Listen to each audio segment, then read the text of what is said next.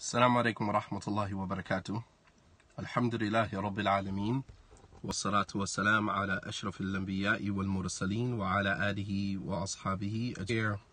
My coffee run for the rest of the day. I received a message yesterday, sister asking me, and I'm hoping that she's listening, because then I get to kill two birds with one stone. Sister asked, my husband asked the question, how do I get my wife to be more submissive? How do I get my wife to be more submissive? Okay. So, on my way out the door, I'm pondering over this question and how I would even begin to respond to the question. So I figured I got a few minutes before I go in and grab me some breakfast. So why not pull up the Periscope and begin a discussion? So I'm particularly addressing the men. So the brothers that are listening, brothers that are at work, sisters who are listening, please share this message with your husband. All right. For those of you who are not Muslim, please share this with your boyfriend, your significant other, whatever. Men, pay attention. Let me give you some game real quick. First, the reason why I titled it, because I knew that people would click on it very quickly, especially the women. How to get your woman to act right. All right, that is what it's called man talk. That's how men communicate, right? She said the click was so fast. That's how men communicate, right? Like, she just won't act right. How do I get her to act right? All right. So let me give you guys some game, man. Let me and sisters, don't get offended when men say, how do I get her to act right? It means that we want to know, what is it that we can do to get you to just, like, get in formation. If I could use that term, since we're using modern vernacular, right? If I could just get you to get in formation, right? To just be more in sync with me as a man and my needs and, what I need to, have some peace in my life. That's pretty much what it means. It's not a misogynistic term. I hate when, especially feminists, they try to take man language, the way that we talk, everything about us, and just make it feminine, and, to make it look like it's misogynistic, to make it look like it's, looking down on women. And it's not that. It's just that this is the way men communicate with other men. This is how we talk.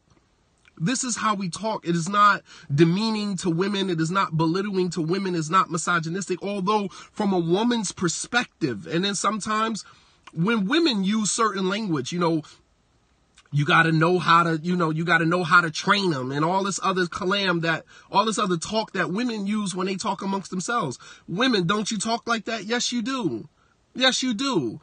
You gotta train them, you gotta, how you get your man to act, like, you guys use the same terminologies. You understand what I'm saying? And I'm not offended by that, because that's just women language. That's how you guys communicate with one another. But don't look at men and don't look at men and say, well, that language is misogynistic, and how, don't try to tweak everything about us as men, because if two people are the same, if you're trying to make us more like women, if two people are the same, one of you are, irrelevant. You know what I'm saying? One of you are irrelevant. You do the same thing, and it's no fault on you when you do that. It's no fault on women when you guys do that. You got to train them. You got to know how to, train him how to do this and train him out. Like, like we're dogs, like we're animals or something like that. And I mean, that's cool, because I'm not offended by that personally, because I understand that that's the way that you guys communicate. That's how you talk. But men, we also have a language amongst men and how we talk and how we communicate. And if you were in a man's world, right? If you were from Mars, right, using the men are from Mars and women are from Venus. If you were from Mars, then you would understand what we mean when we say that. It's not belittling or misogynistic. So let me just throw that out there as a disclaimer from the beginning. But for men, when we say, how do I get my woman to act right? How do I get my wife to act right? What we're basically asking is, what do I need to do to get this woman to stop pestering me and stop, just kind of just be more like me as a man, be more like me. And so that we can have a happy, healthy relationship, right?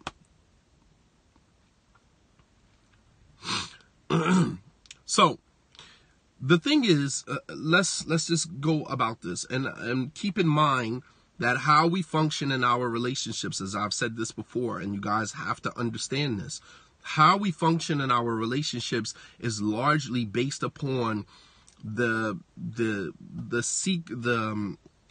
category that we fall into within our own family unit. How we function in our marriages is largely based upon the category we fall into within our own family unit. And what I mean by that is that you have some children who are the first child, you have this middle child, and you have the last child, the baby. What category you fall into, your personality is usually based upon the category that you fall into.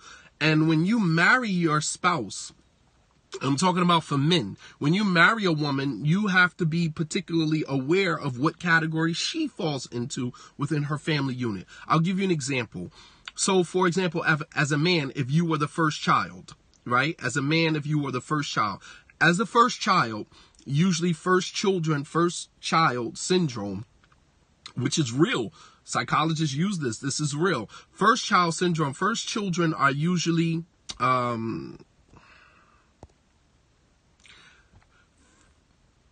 first child is usually very outgoing, very independent. Not necessarily needy, because what happens when the parents have more children, they usually focus more, they're very bossy. Yes. When the parents have more children, the focus usually now goes on the younger children, which means that the oldest child becomes like the surrogate parent. The oldest child becomes like the surrogate parent. So the oldest child is usually the one that the parents leave the younger children with when they need to go out. I mean, I do it. I see it with my own children. Even with my own children. You can see the categories manifest in their personality. Manifest right into their personality. So if you are a man and you're the first child, understand, how being a first child has shaped and molded your personality. All right? You are the oldest. You are usually the one that is tasked with all the responsibilities, right? And if you were raised without a father, it's even worse, because now sometimes what single mothers do is what is called emotional incest. And that is that because the single mother cannot find or does not choose to find a spouse, she usually makes the oldest male child almost like her husband. And you'll see that a lot of times with single mothers and their oldest boy, right? It's emotional incest. It's not intentional, but, as human beings, we need that balance in our lives. And not having a man in your life as a single woman, then the closest to you is your oldest male child. And you start to function with him in that relationship, in that maternal mother-child, mother-son relationship. You start to treat him as if he's your spouse. Wallah al-Azim, I kid you not. You're sharing information with him. You're engaging him as if he's an adult. You're making him responsible for information, making him responsible for, household responsibilities. You understand what I'm saying? And no, the youngest child usually is just bossy by nature. That's just their position. Even when you look at Fatima, the daughter of the Prophet ﷺ, that was his youngest child. She was the baby. And the Prophet ﷺ nicknamed Fatima Abiha, you are your father's mother.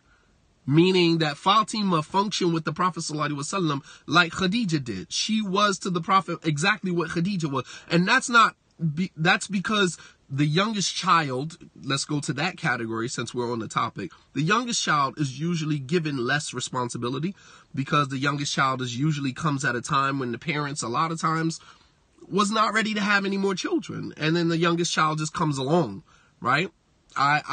With my first family, my last child from my first family, from my first wife, we didn't plan on having him. I came in one day and I'm pregnant, and I'm just like, oh my God. You know what I mean? Like, I did not want any more children at that moment. You know what I'm saying? And so what happens is you have already mentally made preparation not to have any more kids, and then this other kid, this last kid, comes along, and by that time, as a parent, you're very seasoned as a parent. So a lot of things, or you're tired, right? A lot of things that the first child was, you were very rigid and very strict with the first child. The bottles had to be this, and the nipples had to be this, and everything was very specific because it was a new experience, right? It was a bad experience. So what ends up happening is that by the time you get to the last child, you're really tired. Like, you're burnt out as a parent, and you really kind of just let the child just, raise themselves. And the older siblings usually end up raising the last child. All right. Which is why they kind of get away with everything. They get away with murder. Right. And this is the baby. The baby is usually spoiled. They get away with everything. Very bossy. They have the world all figured out. Right. They have this, this high sense of, this high sense of, privilege. Right. Because all of the things that the other siblings went through, the youngest child doesn't have to go through. And then you have the middle child, which is the last category. The middle child, which is usually the one that is searching for validation always. He's too young to play with the oldest kid, and he's too old to play with the youngest kid. So he falls right there in the middle. And this is the child that is usually always, seeking validation, from outside, always looking for, and, just always looking for that always wants to be a part of a crowd, always has to be around people, because this is the way that they get that validation. So now, after understanding these three categories, right? Now, after seeing these three categories, if you are a man, right, and you are the first child in your family, and you marry a woman who is a middle child in her family, you're going to clash. Because as the first child in your family, as a man, you're not really looking for attention. You're very outgoing. You're got the world kind of figured out, right? You understand? Of course, and then the only child, they say that the only child is usually the very, very next to being insane because they had no one to share that childhood with for the most part. You had cousins, you had family members, play dates, right? But at the same token, at the end of the day, you're only at home with your parents. So usually the only child usually matures very quickly because the parents are usually their friends. Their best friends are usually their parents. So they mature very more quickly than the other kids do because their development is based upon being around parents, around adults, not around other children. All right. And that's a whole other topic.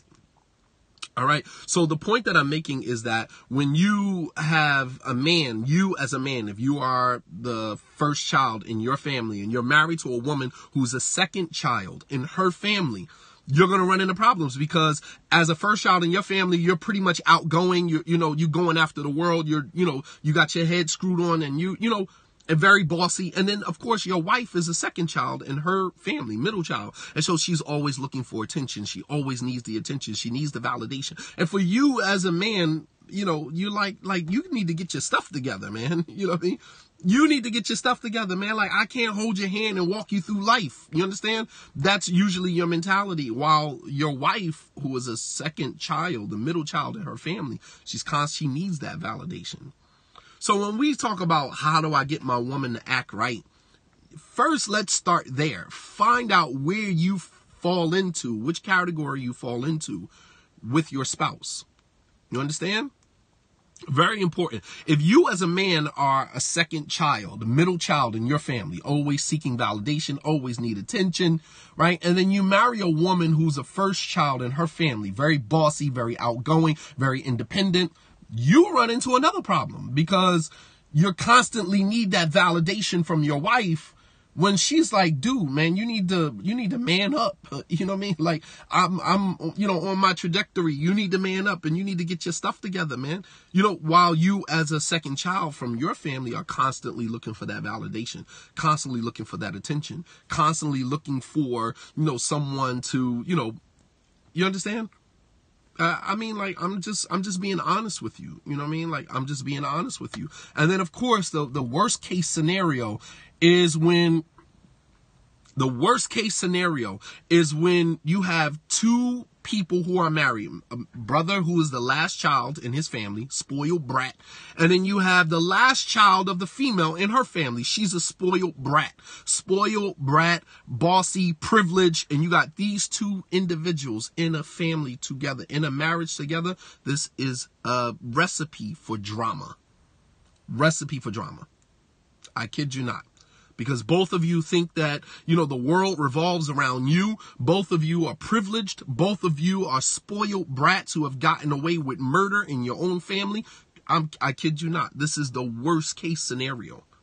The worst case. And these are usually the situations that end up in divorce because no one wants to yield. No one is going to yield. Because you grew up in your own home and the entire household revolved around you. And now you go into your marriage believing that your entire marriage is going to revolve around you. It's not necessarily mommy daddy issues because the scenarios that I'm giving you are children who grow up in a home with both parents. I'm not even talking about the single parents and the absent daddy or the absent mom or whatever. I'm not even referring to that. That's a whole nother layer of problems, a whole nother layer of issues that would require an entirely different lecture. You know what I'm saying? Like that would require something totally different. Right now, I'm just giving you the easiest case scenario. And these are children who grew up in a home with both parents, two active parents. And maybe, at a later time, we can look at the other family dynamics. I mean, even when we're talking about stepchildren and in the Islamic community, stepchildren, you know what I'm saying, are that is like almost no home in the Islamic community that doesn't have a stepchild or an extended family member that is being raised in that home. And that adds another level because you are being raised with someone that is not even your biological parent. And then we're going into these marriages, man. We're going into these marriages trying to figure out why I can't get this person to act right. Because you don't know the person's family dynamic. So step one with brothers, when you want quote unquote to get your woman to act right, you got to understand her family dynamic and where she comes from. That's number one. Understanding your dilemma is half of your solution. Understanding your problem is half of your solution. If you don't understand the root of the problem, you don't understand where the problem is coming from, you're going to constantly keep, picking at the branches when you never even get to the root.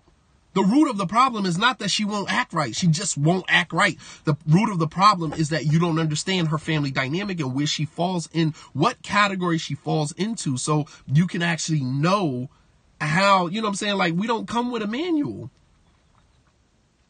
We don't come with a manual. When we go into relationships with people, man, we don't come with a manual. There's no booklet that comes with this person. You know what I'm saying? I marry someone. There's no booklet on Shadeed Muhammad. Here you go. Here's the booklet that comes with him or her, so that you can figure out how to make them work right, act right. We don't come like that. You have to do your investigation.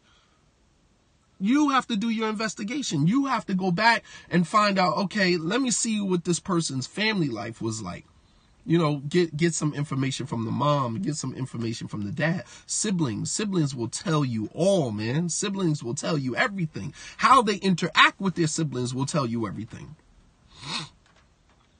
Yeah, well, like I said before, the Islamic community don't care about, they're not concerned with your marriage. They just concerned with looking good. We getting the people married in the community so that we can reduce the fornication levels in our community so that we look good. That's all. That's pretty much what we care about. We want to look good. We want the look of being an Islamic community, but we're not implementing we're not instituting the elements that are necessary to have an Islamic community. What about being the first child of a single father that was abusive? I mean, when you're talking about, in the Paki community, very huge. Very huge. I'm sad to say that I said this before on the Mad Memlooks interview that I did. The situation with Norman Ali Khan.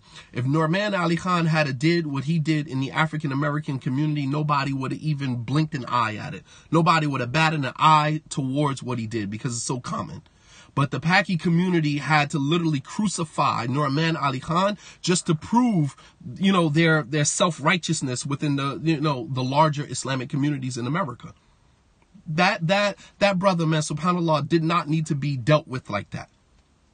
He did not need to be dealt with like that, man. You literally ostracized, destroyed this brother's entire life because he had some communication with two sisters. And I mean, nobody else took any responsibility for what they did. He's the one that's responsible because he's a sheikh. But you know what? The Paki community, you built Norman Ali Khan, so you had to destroy him. That was the idol that you guys built. And so therefore you had to destroy him. No one else looked at him as this huge major figure. Nobody else saw him as that. You guys did. You built him up as this $1 million man, perfect specimen of a Muslim scholar. MashaAllah, tabarakallah. And you forgot that he was human. You understand? You forgot that he was human. And then what he did, when he did what humans did, you crucified him. You destroyed everything that was connected to him. I'm not saying that he doesn't share in the responsibility for that. But I mean, the fact of the matter is that goes on all day, every day in the African American Muslim community. And we don't necessarily, we're very merciful. We're very compassionate. We know speakers, da'is, imams that, have committed adultery, have had children, out of wedlock, and people still listen to them. People still listen to them. You know what I mean? And that's just because as African Americans, we just merciful, man. We believe in second chances. We give people another opportunity. We allow people to make mistakes, man. We don't raise people to the degree of, priesthood. You know what I mean? And almost being like the Pope, the Islamic Pope, we don't do that, but in other communities, man, subhanAllah, you transgress. And then of course, when a person loves hard, they also hate hard. That's the danger in loving hard. People say, oh, I love hard. The danger in loving hard is that you hate hard as well. There's no balance. And that's not necessarily a good thing. Ali radiallahu ta'ala anhu, he said, Habib habibaka hawnin ma, asa an yakun baghidaka yawmin ma. That love the person you love in moderation, because the one you love may make a mistake one day and end up being on the other end of your love and have to be the one that you hate. وَأَبْغِضْ بَغِيدَكَ هَوْنٍ مَا عَسَىٰ أَن يَكُنْ حَبِيبَكَ يَوْمٍ مَا. And hate the one that you hate in moderation, because the one that you hate may one day have to be the one that you love. May do something, right? Divine Allah may intervene, right? And change this person's heart, and the person may one day have to be the one that you love. And because you hate so much, you hate to such a degree, right? The depth of your hate has no limit. That even when you're supposed to love the person, you can't do it. So in our religion, that's not necessarily a praiseworthy thing. It's actually blameworthy. All right, so back to our topic. So how do you get the woman to act right? Number one is that you have to understand her dynamic, where she comes from. Number two, how do you get your woman to act right? I think when a woman loves you, when a woman truly loves you, she will go to the end of the world for you. And I just think that a lot of brothers don't invest a lot of time and energy. Many of us don't stay around long enough to get the woman to love us. We stay around until the honeymoon phase is over, until her intoxication wears off. And then she can now see us for who we are, flaws and all, mistakes and everything. And then now we want to bounce because we like, she not acting right. No, it's not that she's not acting right. All right. It's not that she doesn't act right. It's the fact of the matter is that, the drugs wore off and she can now see you for who you are. No, it's not that women don't respect you. Hold on. I'm going to get to that part. Respect is actually the next point. It's not that she doesn't respect you. When a woman really loves you, when a woman really, and if you're a man and you ever been in love with a woman before, you know that a woman will do things for you, to you, that you could have never even thought. Like, you see a really nasty side of a woman when she really loves you. She starts to do things like pick the boogers out of your eyes, and, going in your nose, look in your nose. And, I mean, like, you'd be like, ew, man, like, did you just do that? Understand what a woman will do for you, right? What a woman will do for you when she loves you, man. She will do things for you that you as a man would not do to her. A woman, when she loves you, making it seem like you got to subject yourself to her. No, I'm just saying that you have to invest. You have to invest. But many of us as men, we don't stay around long enough to invest, to have that type of relationship. We want what is easy. The honeymoon phase, which is between 2 months to 2 years, that phase runs out very quickly. That phase runs out very quickly. And we look at how much we invest in the honeymoon phase. During the premarital phase, as Muslim men, we're talking about all of the things that we want to do, all of the things that we want to wine them. We want to do this. We want to dine them. We want to take them here. We want to go here. We're making all these huge promises, right? I did a whole entire Man Logic about that. The promises that we make. Big promises, man. Big promises. And we don't come through on much of them. But we make all of these huge promises about what we're going to do to them, and we're going to Jannah together, and have the woman and you can't tell a woman things like that. You cannot tell a woman things like that. Right? You cannot tell a woman things like that. Because those are the things that tick her boxes. And she's going to hold you to that because everything that, you told her, she invests emotion into. She's not going to forget it because she's looking at those things that, you promised. Like, you're ticking all her boxes. Oh, we're going to Hajj together. We're going to Jannah together. We're going to do this together. We're going to do that together. You're ticking all of her boxes. So now in the relationship, she's waiting to see, okay, when is he going to come through on those things? And for us, it's like, I was just saying that just to get you. I got you now. Let me just say that, you know what I mean? And we're not really investing in the marriage what it takes to get the woman to love us. That's number one. When a woman loves you, she will do things for you as a man that she would not even do that you would not even do for her, right? Don't engage. I mean, like the people that are talking, I have an itchy trigger finger. I'm about to block them. All right. We're having an adult grown conversation, and perhaps this is the wrong conversation for them. All right. All right. So that's number one, when a woman loves you. So when we say, how can I get my woman to act right? How about investing in the relationship so that, you can get genuine love from her? And then that whole idea of her acting right will just come natural. That will come natural. Just get her to love you. Okay, so now the question is, well, how do I get her to love me? How do I get her to love me? Some women are just natural. They're natural, they love. Right? Some women naturally love. All right.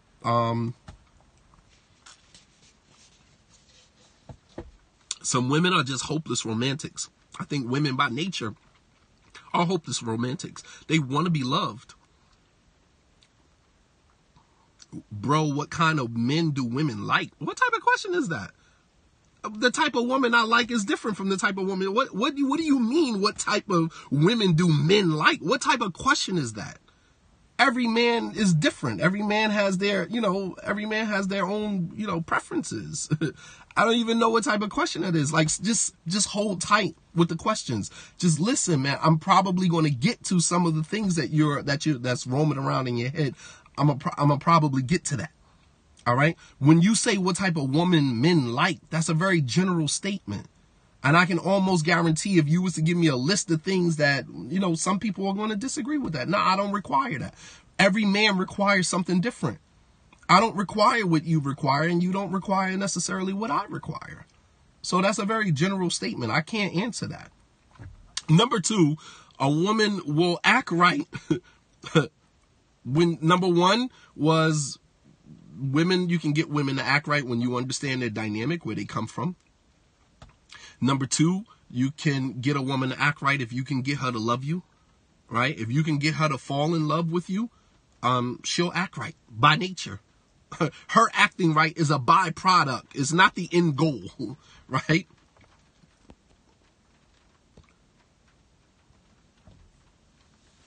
You understand?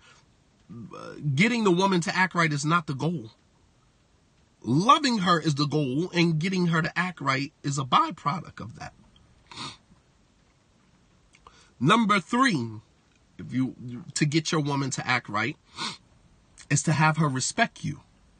When a woman respects you, she'll naturally move and let you get in the lane that you're most comfortable in without challenging you in that. And that was the premise of the question that was asked to me, is how does a man get a woman to be subservient? And I don't necessarily agree with the whole subservient thing.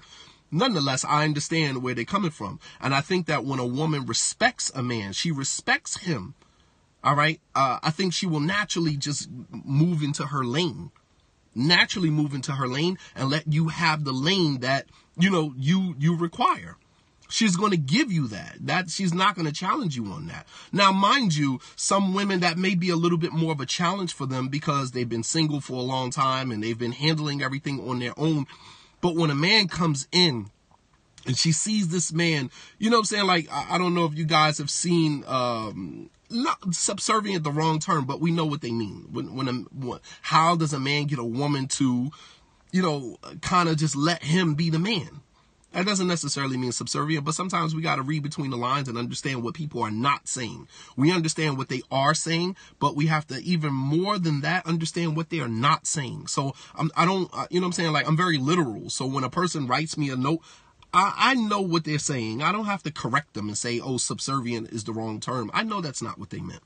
I know exactly what they meant. All right. Here again, this is men having conversation with men. So I understand. All right. And I'm not going to hold him for the term because maybe that's the way that he knows how to express himself. But if you know what the person means, no need to hold them accountable for the terms that they use. You know what they meant. All right. So when I don't know if you guys have seen Black Panther, right? So you take a guy like the guy from the Jabari tribe, M'Baku, right? Pure alpha male. You understand what I'm saying? Like, a woman marrying a guy like that is not going to challenge him because she already sees his demeanor, this bravado. You understand what I'm saying? This male bravado, this, and not only that, not only does she see the respect that he demands, that he commands, she sees the respect that other men give him. All right. You look at Prophet Muhammad sallallahu alaihi wasallam, right? Yes, he did have a soft side. And that's the point that I'm getting to, because alpha male doesn't necessarily mean pure male bravado and everybody got to bow down to him. Alpha male meaning that you are very strong in your spot. And that doesn't necessarily mean that you can't allow your woman or the people that you hold dear to you to, to infringe on areas of your life that normal people would not infringe on. You look at Umar radiallahu ta'ala anhu, he allowed his wife to talk to him a certain type of way. You look at the Prophet sallallahu alaihi wasallam, we're talking about a man who was juggling 9 women at one time. You know what I'm saying? I don't know if alpha male is the best term to describe that. But I mean, in our, current, in our, vernacular, our modern day vernacular, that's what it would be. Any man that can juggle that could handle, more than one woman, in my eyes would be an alpha male, because a beta male cannot handle that.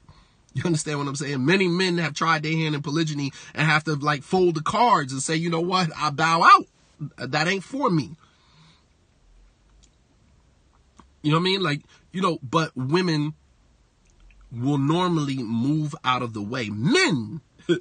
Men who are not strong in their spot will move out of the way when an alpha male comes through. So how much more would that be for a woman? And that doesn't mean that the woman has to feel the weight of his alpha maleness. That means that the woman recognizes that this man requires certain things in order for me to get the best out of him. So I'm not going to get in his way. All right. He come in, you paying the rent. Nah, the rent is mine now. I handle the rent. I handle this. I handle that. You know what I mean? What woman is going to argue with that? No, hey, listen, you got it. That's yours. Handle it. He's not asking you. His demeanor demands respect, and you have no other choice but to respect that. And women love that. That is something women love. Women love that. That ticks one of their boxes. If there's a woman on here now that a man having this type of self-respect does not tick one of their boxes, then maybe you're on the wrong periscope. Maybe you're on the wrong scope. But that is one of the things that ticks a woman's boxes. You understand? If a woman's behavior is disapproved by the man, he should send her away. What world do you live in, man? What world do you live in? If the woman's behavior is not approved by the man, even your language, man, is very antiquated. I don't even know, if this is the right spot for you, man.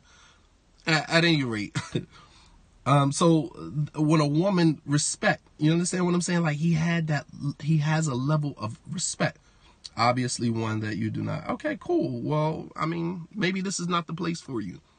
Because you sound just trying to use the utmost respect with you. You sound ridiculous right now. That if the woman's behavior, the man doesn't approve of the woman's behavior, I'm sorry. That's not going to work in this culture right here. We're trying to use Islam, infuse Islam into the culture that way. We're not trying to take people back to 1430 something years ago. That's not what we're doing. Nor is that what we are tasked with as American Muslims living in this society. That's not what we're in. You are a sheikh. Do not disrespect. Okay. So I'm not going to disrespect you, but I am going to block you. Sheikh or no sheikh, I really don't care. That might work with another group of people. I'm sorry. We think for ourselves now. We don't. I'm a sheikh. All right. Moving right along.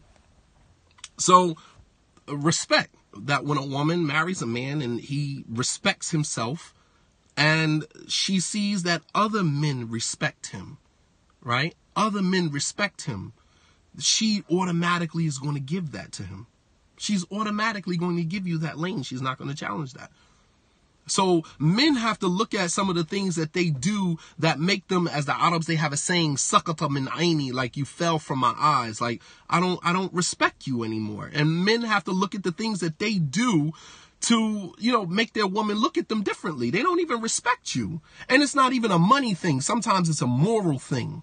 Right? When you're trying to talk to your wife's girlfriend, who does that? What type of situation actually works out like that? I really want men to understand that. Your wife, and your wife's best friend is never going to work. That's never going to work. In your mind as a man, you might have already conjured up thoughts that I can have this one big, huge, happy family if it's just me, my wife, and her best friend, and we'll just all, live together. That'll never work. Even if your wife agrees to it from the beginning, eventually once the feelings set in, your wife will never be comfortable watching you love her best friend. That's not going to happen. Brothers, I want you to listen to me, man. That will never happen.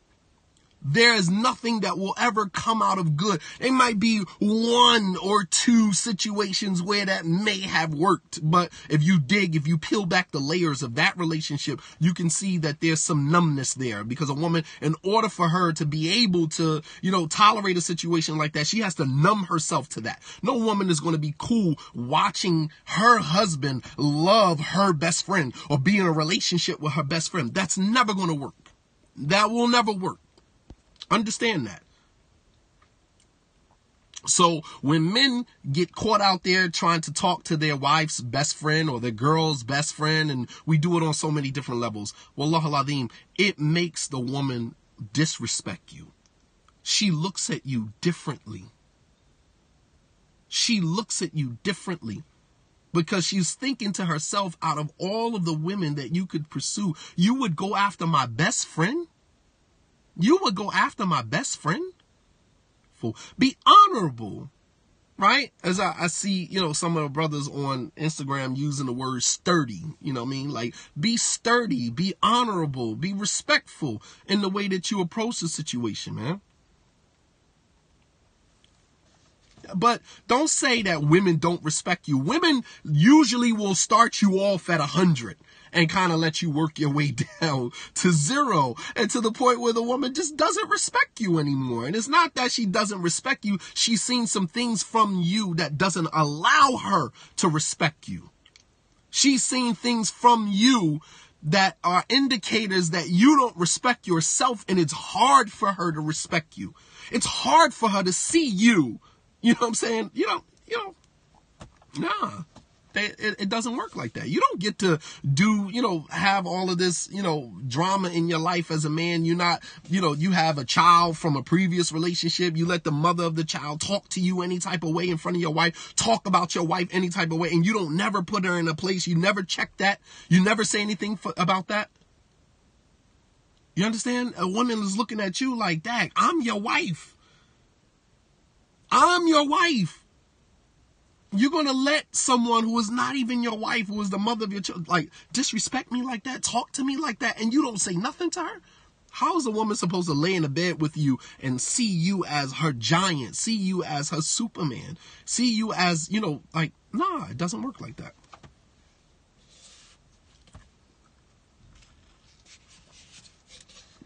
So when we say a woman doesn't respect us, we got to ask, how are we putting ourselves in situations to be disrespected?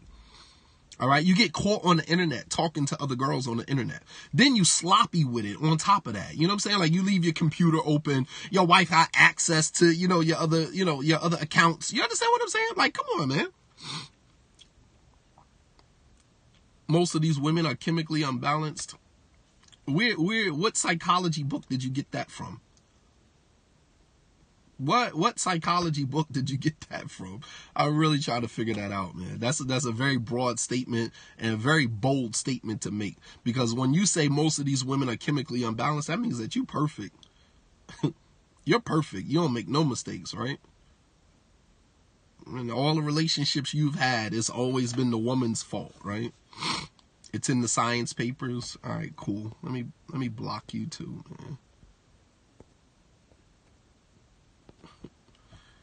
Boy, this conversation is really, really bringing out some real stuff with a lot of the men, man. This conversation, I'm sorry that I kind of caught everybody off guard with this joint, but this is what was going on in my head, man.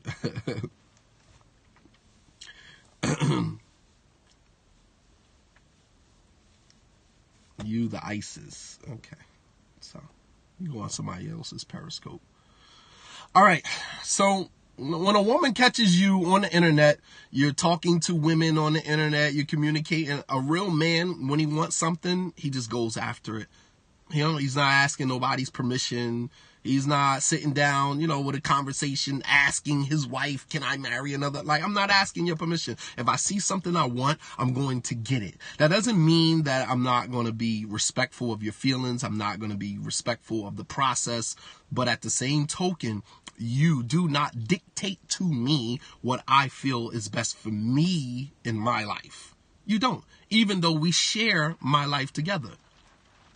You understand? Even though we share my life together, you don't dictate to me what I can do, what I can't do. Those dictates are given to me by my Lord, by my Creator. Those dictates are given to me by my Creator and nobody else. Nobody dictates to me what I can have, what I can't have. Now, as a woman, I might consult you because I respect your feelings. I respect the process, without a doubt.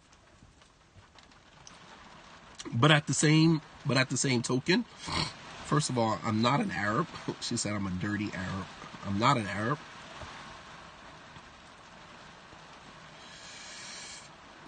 Why are you Muslim? So I guess we got a lot of people from the UK on here because they are in their feelings right now about Islam.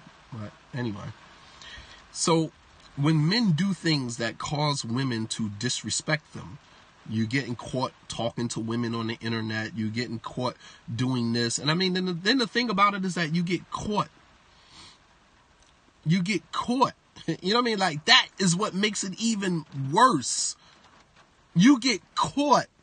Your wife, Wallah al-Azim, the worst type of conversation that you can have with a woman is when she is holding the cards. She holds the king of spades, and she comes to you and says, you know, holds your cell phone up, holds a phone paper up, a phone bill up with phone calls to this, and say, yo, you want to have a conversation with me about this?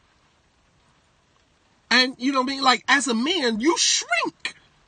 You shrink in her eyes. At that very moment, she no longer respects you. Not because of the route you chose, right? But you got caught.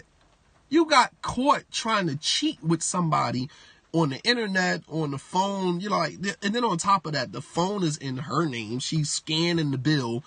You know what I'm saying? Like, how are you taking a phone that's in your wife's name, a phone that's in your girlfriend's name, and you're using that same phone to cheat on her? You understand what I'm saying? Like, those are the things that, like, as a man, I don't respect you. As a man, I wouldn't respect you. I would look at you differently. You know what I'm saying? Like, as a man. So how much more would your woman look at you seeing like you got caught trying to cheat? You know, and then how do you explain that? How do you explain that? How do you explain to your wife, yeah, you know, I'm going through something, you know? I mean, like, what excuse do you come up with? And any excuse you come up with, it only increases her disrespect of you. She has no respect for you. More so because of how you got caught. Like, you were like so sloppy that, you know, you left the internet open. Here's the conversation. She walks into the living room, sees your laptop open, and just sees the conversation right there. It's like you can't even sneak and get caught cheating. Don't do things that will make a woman disrespect you. If you're having feelings, I mean, like, I can't speak for someone who is outside of Islam, but polygyny is permissible in Islam. And if you're having feelings like you want to take another wife, or you want to explore that, then have that conversation. Have that conversation. Say, hey, listen, this is what is going on. This is what I'm going to look into. I can't say whether or not I'm going to go through with it, but, you know, no, it's not halal to search for a co-wife on social media. That's not the process that was given to us. Follow the process. How do you know? You know what I'm saying? Like, thoughts on showing your wife emotional side? Crying? I mean, that depends. I mean, like, every man has an emotional side. And if a woman is, you know, if you're living in a home with a woman, like, you're sharing the same space with her, eventually that emotional side is going to come out. Right? It doesn't necessarily have to be in crying. It could be in you know, sharing some things that happened to you from childhood that you've never shared before. You know what I'm saying? Like, that could happen in any different way. You look at the Prophet Muhammad sallallahu alaihi wasallam, when he ran home to his wife. When he saw Angel Jibril for the first time, he ran home to his wife. And what it means to be emotional is to expose your vulnerability, to show to show that vulnerable side in front of your woman. And I think that that's what it means to be emotional. Showing a woman your emotional side is being able to be vulnerable, being able to take the mask off in front of her and allow her to see you completely, with nothing. You know what I'm saying? Like all your armor off. You know what I mean? It's raining very hard outside. Very beautiful.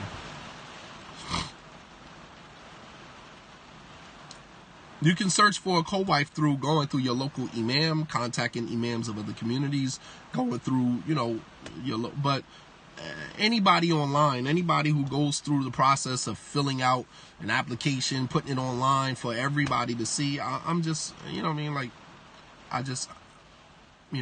yes, it does. I love the rain, and I'm actually glad that I'm sitting in a car where this is happening right now.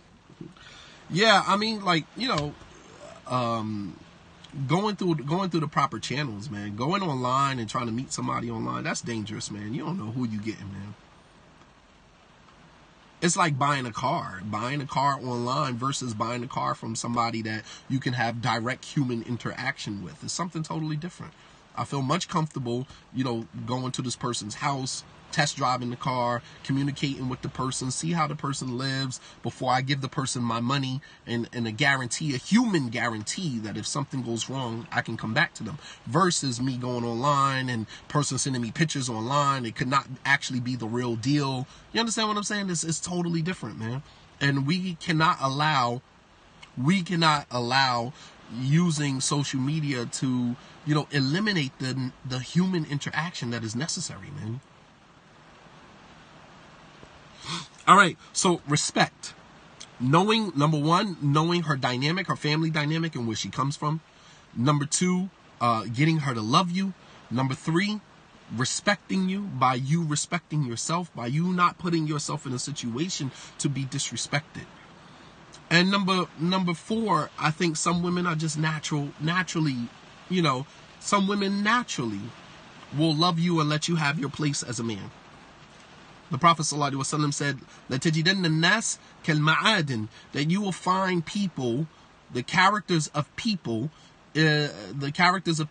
like the elements of the earth, like the metals of the earth. Some are like brass, some are like metals, some are like, carbons, some are like gold, some are like silver. These are all metals that the earth produces. And the Prophet ﷺ used that as a metaphor for how people's characters are. So you'll find some women who are just naturally, you'll find people that are sometimes just naturally, loving and compassionate and will give you that without you having to ask for it. If he loses her respect, how does he gain it? Good question. I don't know. I don't think I've ever lost my wife's respect. I hope I haven't. So, I don't know. I could just give you theory of what I believe, right? What would do. And I think the first thing that you have to do is to stand in your discomfort and own the fact that you effed up. That's the only way that I can say that, because that's what it is. Like, you have to stand in your discomfort and say, I effed up. I did. And there's no other way to justify that. Men, we like to come with these half behind excuses. Well, if you was doing, and don't ever put it on her, especially if it was all you, even if she was a part of that. You still have to stand in your discomfort and own that. Don't say, well, if you would have done more of this, then maybe I wouldn't have did that. If we was having sex more often, maybe I wouldn't have, been on the internet, looking at porn. Maybe I wouldn't have been on the internet doing this. It's like, what? It's like, what? So now you're going to blame, this is like blood in my eye. You understand what I'm saying? It's like, not only are you not standing in your standing in your truth, but then you're going to try to turn around and put that on the woman? Well, if we was having sex more often, maybe I wouldn't. When a woman decides not to have sex with you anymore, or to decrease the amount of sex that she is having with you, that can mean a number of things. Number one, she is no longer emotionally connected to you. Women, when a woman, I'm not talking about the type of manufactured females that this society is producing. That's not what I'm talking about. I'm talking about real women who were given game by their mothers, their grandmothers, who came out of homes that produced women. That's what I'm talking about. When a woman is emotionally connected to you, sex is automatic. It's automatic. When a woman is no longer emotionally connected to you, so is the sex. Disconnected. A woman does not have sex with a man that she is not emotionally connected to. Men have sex with women and other things, even though they're not necessarily emotionally connected. We don't have to be emotionally connected to have sex with someone. Men do it all the time. You have sex with a woman, get caught, the woman asks, well, do you love her? No, I don't love her. It was just a thing. And it was just a thing. It was no emotional attachment. Women give you, their heart, and the private part comes along with it. That's a byproduct of that. So either you are not having sex regularly with your spouse because she is no longer emotionally connected to you, so therefore you don't have the keys to the other parts of her body. When you lose the keys to her heart, you lose the keys to other parts of her body as well.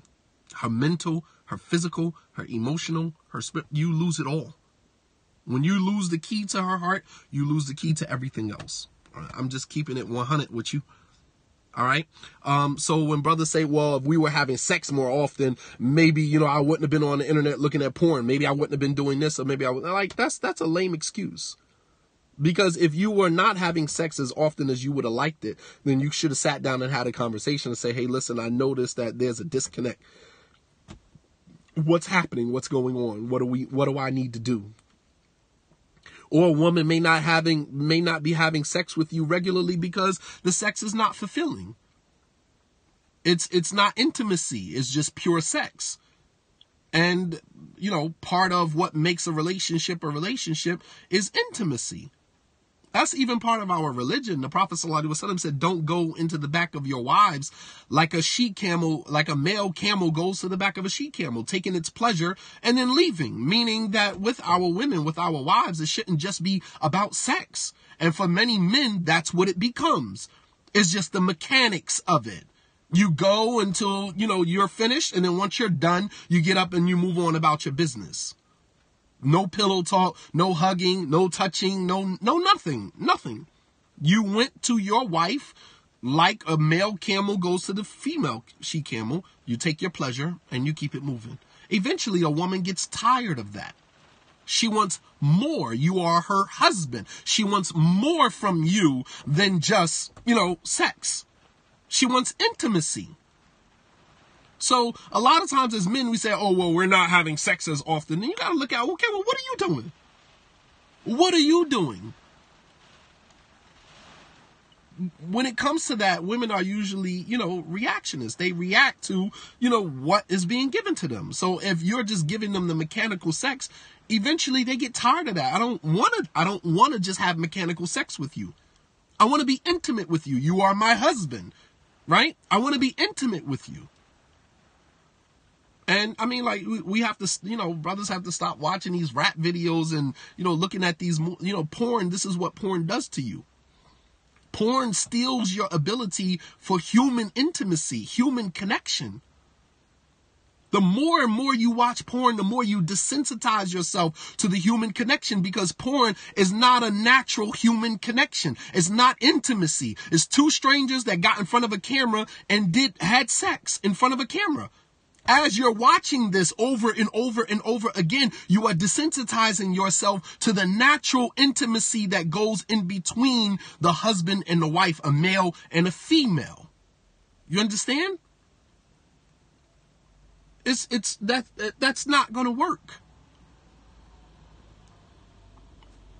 I mean, whatever.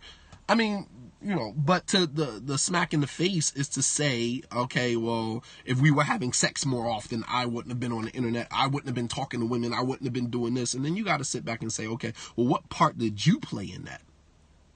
What part did you play in that?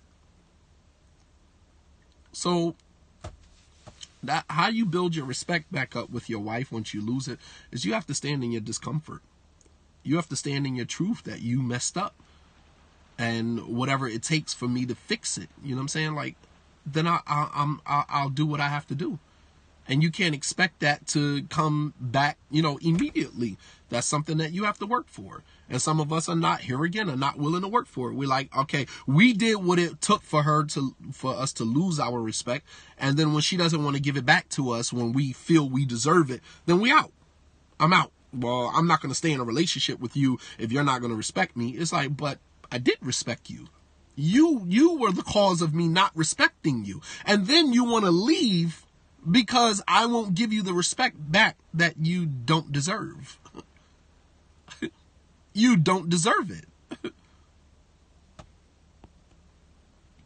Like, it's I'm just, men, we got to check ourselves, man.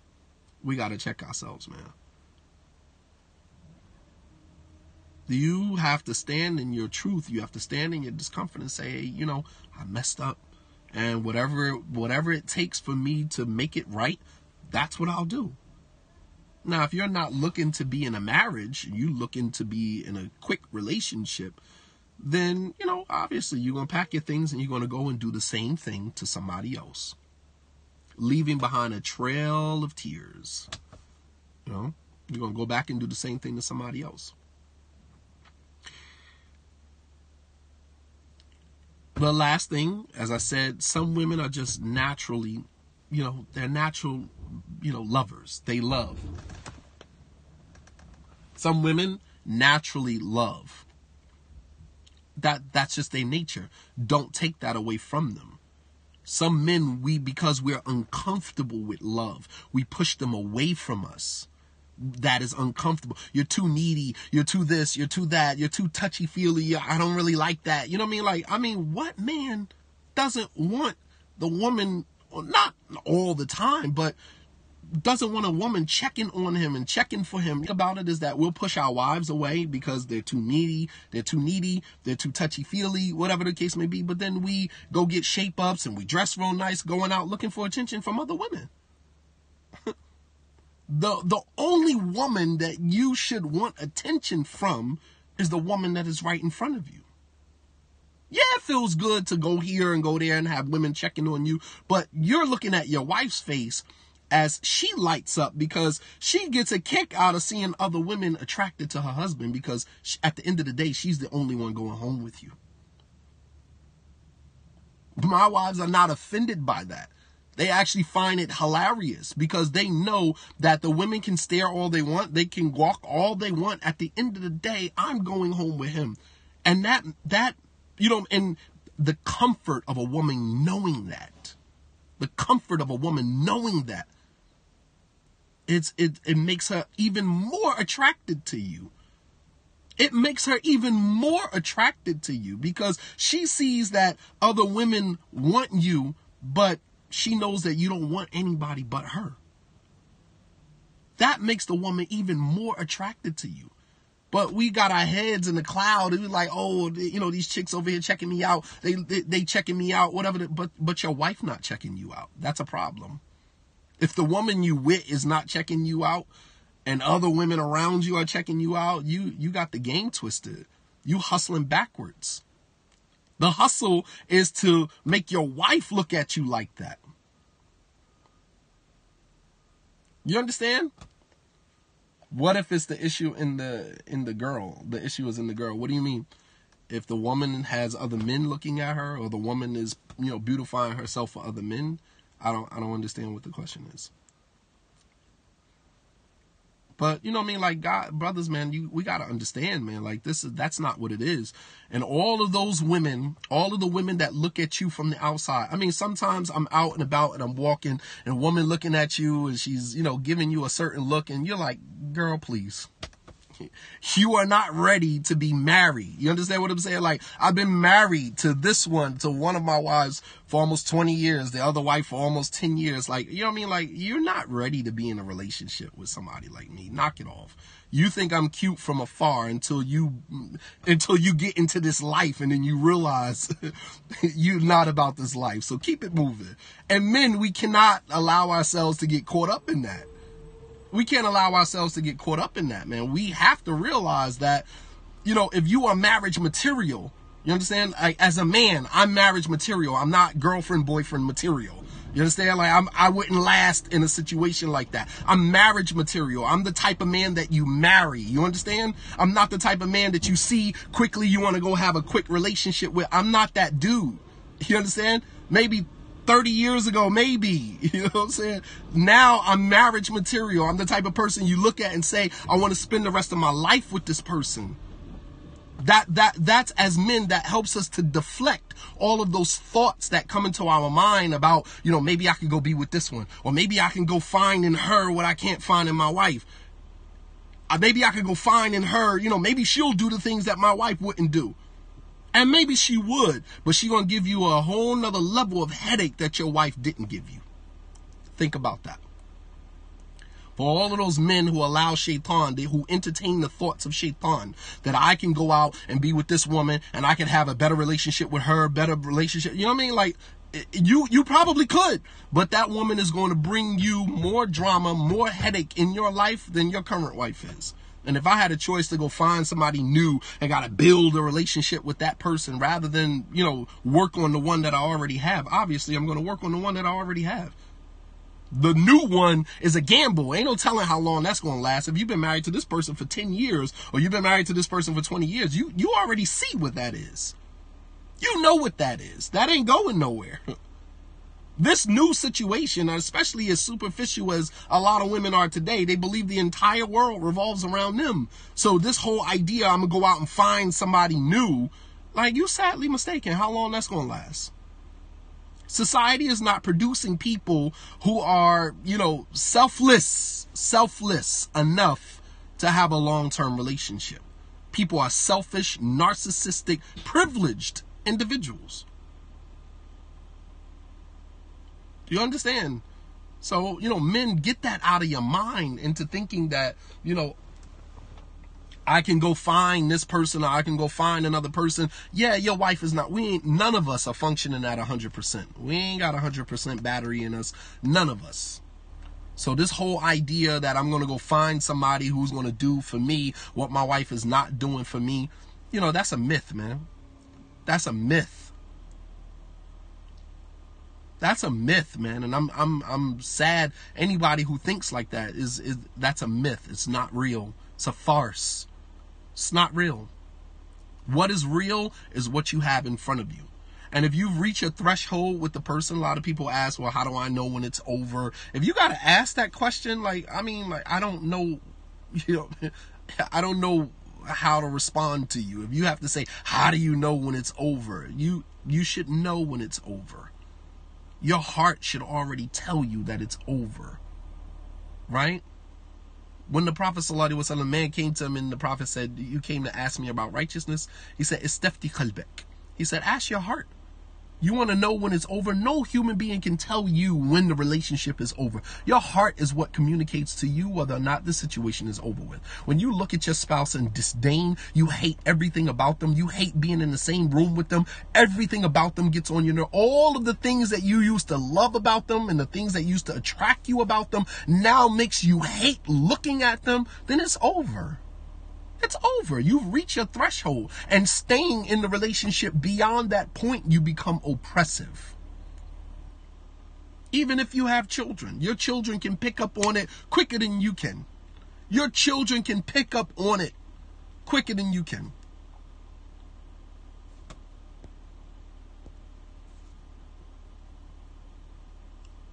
Yes, it's become toxic. You've reached the point in your marriage where being in the same room with this person irks you.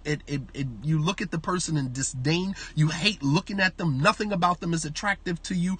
Everything about them gets on your nerve. The way they cough, the way they laugh, the way they walk, everything gets on your nerve, then you have reached your threshold.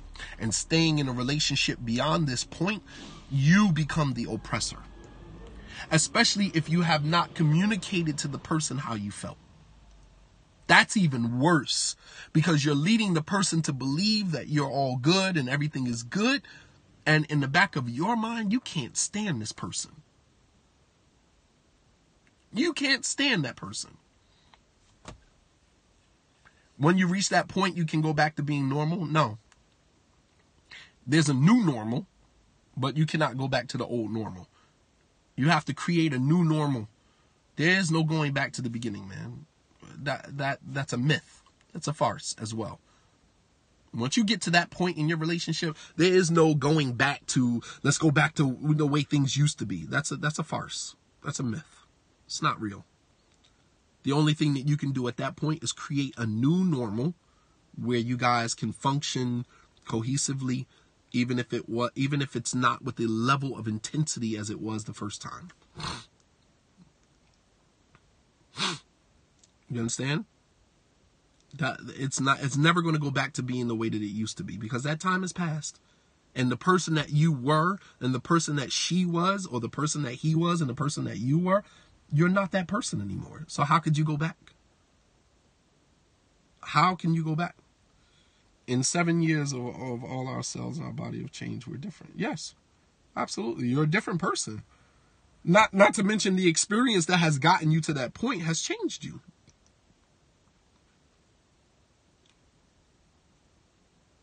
The experiences that you've had with that person has changed you to such a degree, you can't go back. You have to create a new normal. You have to create a new normal, accepting the things that you can't change and learning how to become content with that. Learning how to, just move on from that point. Okay? So that's what I wanted to present. So this whole idea of how do I get my woman to act right, it basically it depends on you as a man. There's some men, unfortunately, who grow up without fathers, who grow up without seeing, healthy relationships, and they run into a ton of obstacles, a ton of mistakes they make. A ton of mistakes that they make throughout their lives with women. Horrible experiences that they've had with women simply because they had no one. I do whatever she says to me and she acts fantastic. Well, that's one way. That works for you. I can't argue that. I do whatever she asks and it works for you.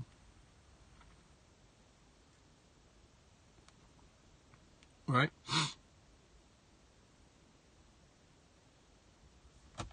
All right. So, I think a lot of it has to do with us as men. We asking, how do we get them to act right? You got to act right. That's essentially the whole message here. You want to know how to get your woman to act right? You got to act right. It's just, unfortunately, as men, how do I act right? That's the $1 million question. Have you ever heard of a wife divorcing her husband while being pregnant? No, I've never heard of that. Never heard of that. So, that's all the time that I have for you guys. Hopefully, you can find some benefit in it. I pray that for those of you who are, just now tuning in, you can go back to my YouTube page, www.rawdah, www.Rolda on YouTube, and you can find the Man Logic and the Woman's Intuition lecture series dealing with marriage. I had stopped talking about marriage for a long time, but since we have the one-day marriage retreat coming up in Atlanta, I figured, now will be a good time to bring those conversations up. Not to mention that April and May are usually high marriage seasons, so this is around the time when people are really starting to looking for a spouse and finding people to marry and things like that. So, it's a good time to have those discussions. I already said how long I've been married. I'm not going to repeat that. So with that being said, inshallah ta'ala, yes, I'm done. I'm done. It requires a lot. It requires a lot. Obviously, there's a lot of research that goes into my lectures. I don't just grab a book and start to regurgitate to you what I read out of a book. I go back, sometimes weeks on end, I'm doing research. not just from an Islamic perspective, from a psychology perspective, from a social perspective. You understand? Like, you know, it's a lot of energy. Like, I'm very careful about the information that I give out. All right. I think that is a huge thing that, you know, we should be very careful in the information that we give out, and that the information is as close to being correct and authentic as we can possibly be. My parents were not married. I had to figure all of this out. My parents were not married. My YouTube channel is www.rawdah, RAWDAH. If you just go to YouTube and you type in www.rawdah, that is my channel. Those are the lectures that I uploaded myself. And then, of course, you can go to Shadeed Muhammad on YouTube, and, you know, there's no telling what may come up, but you can find some other lectures there. My Instagram page as well as my Facebook page, Shadeed Muhammad /Rawdah admin. On Facebook, inshallah ta'ala. If you have any further inquiries or questions that you would like to ask, imamshadeedmuhammad@gmail.com. Just ask for a recommendation to a relationship therapist. You just cleared up everything. MashaAllah. Glad that I can help. You can ask questions through email, inshallah.